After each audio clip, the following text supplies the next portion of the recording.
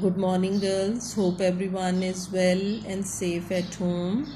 Girls, last time we had discussed the educational policy introduced by the British government. Now, today we are going to start with the economic policy which was introduced by the British. The British government had taken the following steps to implement the economic policy. The first one is the British introduced new system of taxes, measurement and weigh, and introduced new currency. In the economic policy, they introduced the new system of taxes because the system which was applied before, it was contrary to their economic policy. So they started the system in which the new policy for taking the taxes were implemented. New measurements and weighs means the different ways to measure the things, like for the solids, for the liquids, the different measurements they had introduced, like kilograms, grams, liters and milliliters. And the new currency was introduced, means the British currency it was introduced, as I have told you, that when they entered the subcontinent for the purpose of trade, the Mughals who were ruling at that very time period, like Aurangzeb, Shah Jahan, Jahangir, they allowed them to have the new system of taxes. They allowed them to have the measurements and weighs and the new currency over there. Secondly, a proper system of railway and roads was established.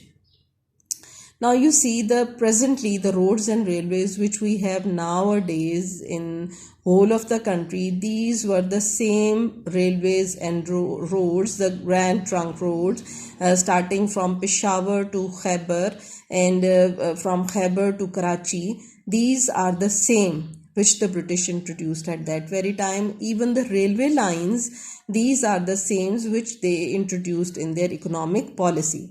And they developed the canal system and constructed bridges over canals. Even the canals which were established during that time period from the rivers, like with the Jhelum, Chenab, Ravi, Sutlej, Beas, these are the same canals which were introduced during their time period, and the bridges over the canals, these are also the same. Basically, it was very good economic policy introduced by the British, and there was a great development at that very time period, but side by side it affected the native people. A law of ownership of properties was introduced. Free trade was encouraged and the import duty on clothes was reduced. Now, the land of ownership of property, it was introduced. Basically, the people who had the properties at that very time, it was not documented, it was not on the paper.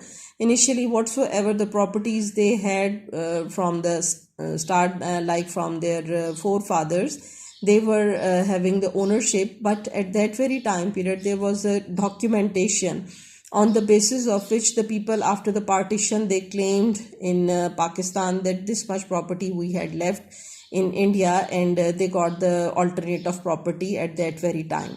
Then there was a free trade, means without taxes it was encouraged, and the import duty on clothes, it was reduced. The government improved the system of civil services. The people who were having the jobs in the civil services, that system was also improved. The British government pursued the colonial economic policy, and they adopted such economic policy under which subcontinent became a main source of raw material for British industry. Now, as we have discussed it before, that agricultural production Indo-Pak subcontinent is blessed with very fertile soil, and when the Britishers, they came to the subcontinent, they come to know that this land could provide lot much opportunity for the industry to flourish. So definitely whatsoever the raw material we can take from the subcontinent to the British industry would be helpful for us. So they become a main source of raw material for the British industry. Now you would be astonished to listen to know about that when they came to the subcontinent, there was no such textile industry in the Britain.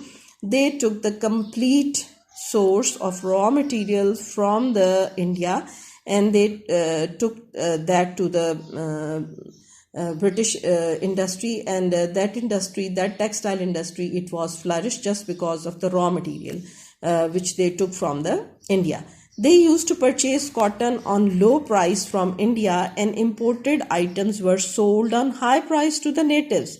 Now what they were doing at that very time, they purchased the cotton on the lower price. They took the cotton from the lower price from the India, but it was imported and it was sold on very high price to the natives. They were exporting richness to the British and were importing poverty to India. Means at that very time, Britain, it was going to flourish, it was going to have its own industry. But in return, what they were bringing to India, they were bringing poverty to India.